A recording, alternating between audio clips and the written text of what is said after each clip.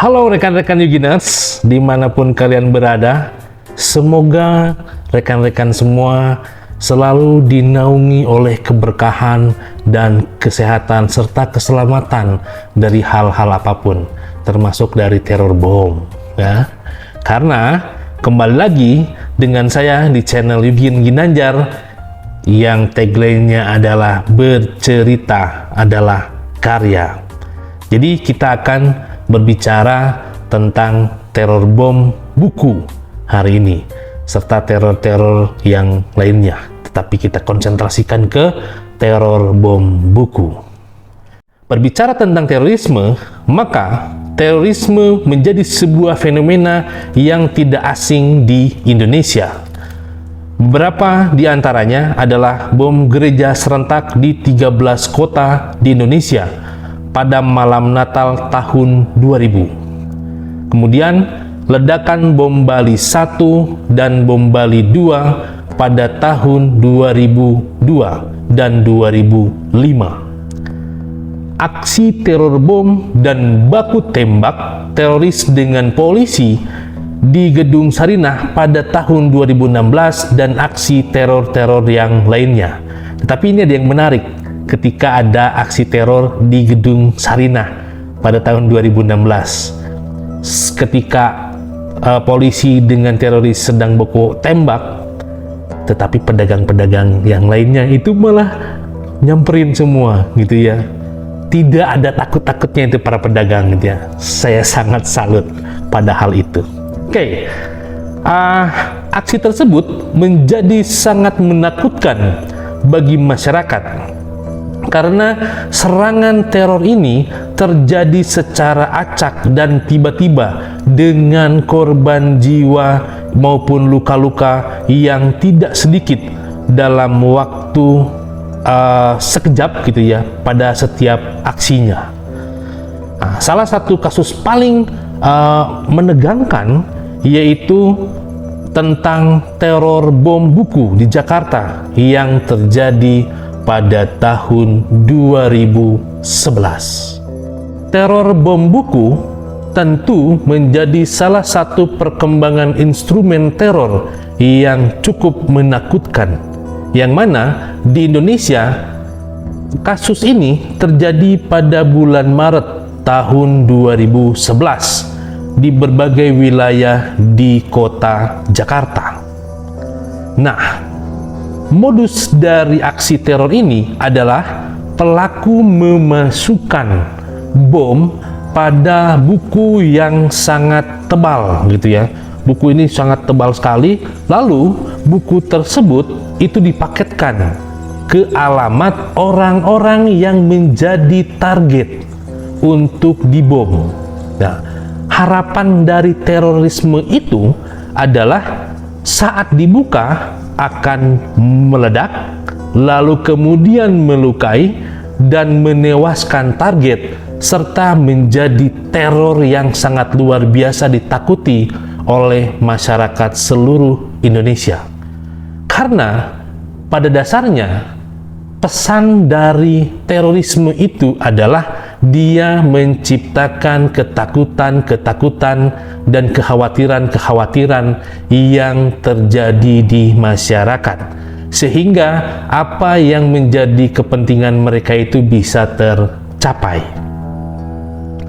Nah, pada tahun itu terdapat 4 paket bom yang disebar dalam waktu bersamaan.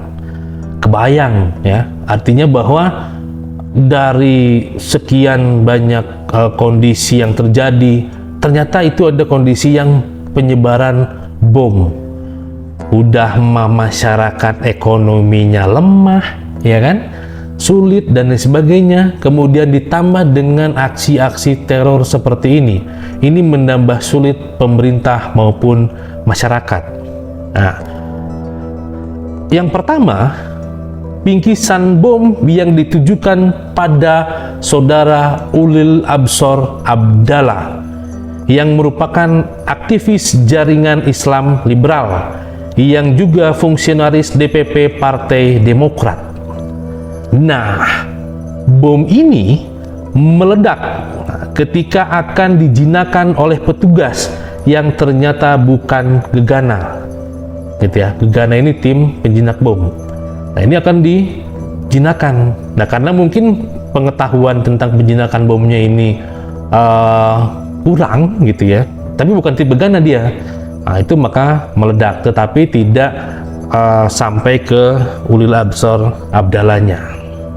Kemudian kejadian yang kedua, paket dikirimkan kepada mantan Kadensus 88 yang syukurnya dapat dijinakan oleh tim kepolisian.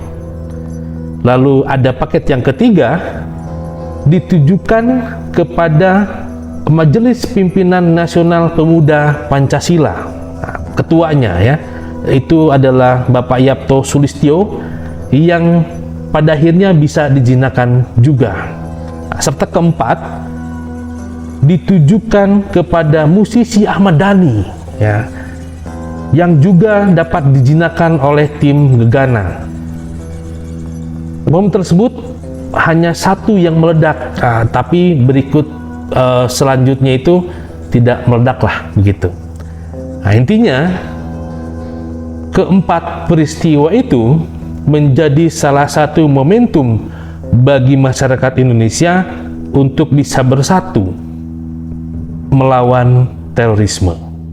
Dilansir dari Detik News, AKBP Dodi Rahmawan terlihat sedang mengingat-ingat tentang kejadian yang mengakibatkan dirinya kehilangan salah satu tangannya dalam peristiwa bom buku di Jakarta Timur. Saat itu beliau menjabat sebagai Kasat Reskrim di Jakarta Timur. Kebayang gitu ya.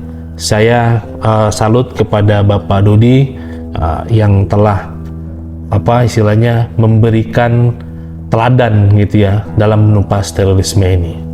Nah, siang itu pada tanggal 15 Maret tahun 2011 pukul 14.00 waktu Indonesia Barat, Dodi mendapatkan laporan dari anggotanya tentang benda mencurigakan yang menyebabkan Dodi langsung berangkat ke lokasi. Saat itu, polisi telah mengimbau kepada masyarakat untuk tidak mendekat seraya Dodi melihat sebuah paket tersebut merupakan buku dengan judul ini nih, ngeri dan sangat mengerikan. Bagi saya yang seorang muslim pun gitu ya, saya tidak mau berkata, menulis gitu atau mendengar seperti ini. Nah, judulnya begini: mereka harus dibunuh karena dosa-dosa mereka terhadap Islam dan kaum muslimin. Saya juga nggak ngerti kenapa mereka berpikir seperti itu gitu ya. Nggak tahu lah gitu ya. Tapi yang jelas teror bom itu ya apalagi menyebabkan trauma dan luka yang sangat mendalam gitu ya. Saya kira kaum muslimin tidak begitulah. Dodi dan tim polisi menyadari ini sebagai ancaman teror berupa bom seraya menyiram buku tersebut hingga basah kuyup. Wah, ini dia ngambil air, kemudian beliau ini menyiram gitu ya ke kotak itu, buku itu, sehingga buku tersebut basah kuyup. Nah, dirinya langsung merobek halaman buku dengan cutter hingga menemukan sebuah baterai yang terselip dalam buku itu. Jadi ya kalian bisa bayangkan lah gitu ya, sekotak buku seperti itu agak tebal, terus kemudian dibuka dan ternyata di dalamnya itu ada baterai dan alat-alat yang menjadi bahan peledak. Nah, seperti itu. Nah, tiba-tiba terdengar suara ledakan dan Dodi pun langsung tersungkur dengan tangan kiri bersimpah darah. Dia bersimbah darah ketika membuka gitu ya bom itu, lalu kemudian bom itu meledak dan tangan kirinya putus, hilang dan bersimbah darah. Ya kebayang sih pada saat itu bagaimana kejadiannya itu sangat mengerikan gitu, menyeramkan. Nah, saat itu pergelangan tangan kirinya putus dan langsung dilarikan ke rumah sakit untuk ditangani luka-lukanya. Pada saat itu kondisi Pak Dodi ini ya antara sadar dan tidak sadar gitu ya, pasti dalam kondisi seperti itu sangat menyakitkan, sangat-sangat menyakitkan, dan dia kemudian dilarikan ke rumah sakit dan sampai sekarang ya beliau sehat gitu ya, tetapi dengan kondisi yang tangan yang tidak sempurna. Sejak kejadian yang menimpa dirinya, Pak Dodi Rahmawan ini menjalani kesehariannya sebagai seorang polisi dengan tangan palsu yang digunakannya. Nah, saat ini beliau telah berpangkat komisaris besar dan menjabat sebagai Kabagrenmin Korsbara Baharkam Polri. Setelah sebelumnya beliau ini terlibat dalam pengungkapan bandar narkoba di kampus Universitas Negeri Makassar. Jadi rekan-rekan semuanya, para Yuginers, teror bom buku ini sebenarnya sangat menyeramkan sekali, dan ini telah terjadi secara internasional, seperti contohnya yaitu paket bom buku yang dikirimkan kepada Kanselir Jerman di Yunani pada tahun 2010. Nah, kejadian ini sangat menyeramkan karena menggunakan modus paket yang dikirimkan kepada target-targetnya yang justru pada saat ini sedang marak ya tentang paket-paket, tentunya dalam era e-commerce ini gitu ya, sehingga semua harus berhati-hati dalam menerima paket yang datang ke rumah. Kalau paketnya itu ya hadiah atau pesanan kita, itu tidak jadi masalah. Tapi kalau ternyata itu bukan paket yang kita pesan atau tidak kenal, maka harus berhati-hati. Jangan-jangan itu teror yang dilakukan oleh pihak lain kepada saudara-saudara semua. Baik, sekian yang bisa saya sampaikan, yang bisa saya share tentang teror bom buku ini. Jangan lupa like, komen, subscribe, dan share kepada semuanya, sehingga teman-teman semua bisa menyebarkan hal-hal yang ada di dalam channel ini.